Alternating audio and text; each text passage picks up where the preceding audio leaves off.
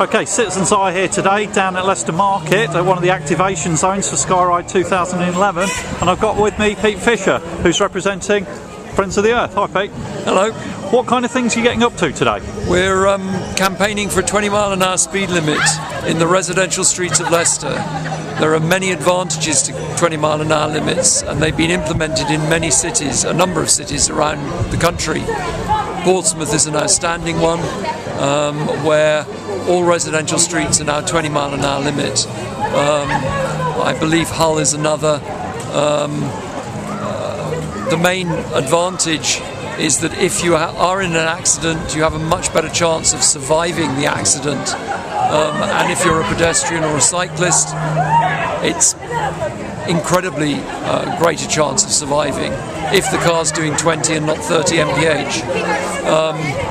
There's an advantage for emissions and for fuel consumption in the statistics.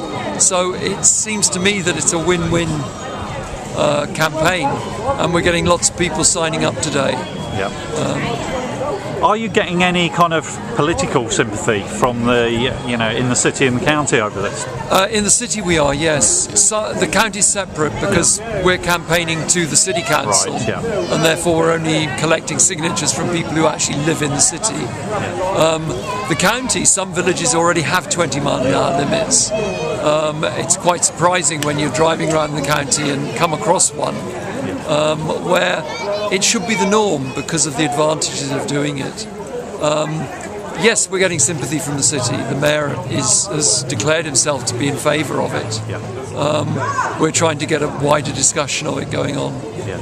Has there been any pilots of it already in the city? There are some, but they tend to be at the moment around particular, very short bits of road, past schools, which sometimes are only for limited time, and past, I don't know how to describe it, perhaps shopping areas. Yeah. But the one bit I'm thinking of, it's a shop. Yeah. So it's a bit like cycle lanes. When you get a bit of a cycle lane, then it stops and then you have to pick it up again. So yes, cycle lanes in Leicester are another issue, bone of contention, I think it would be fair to say. Yeah. They seem to be, as you say, stop start and where do I go now? So you're down here today for Sky Ride. What kind of reception have you been getting? On the whole, we get a very good reception when we ask people.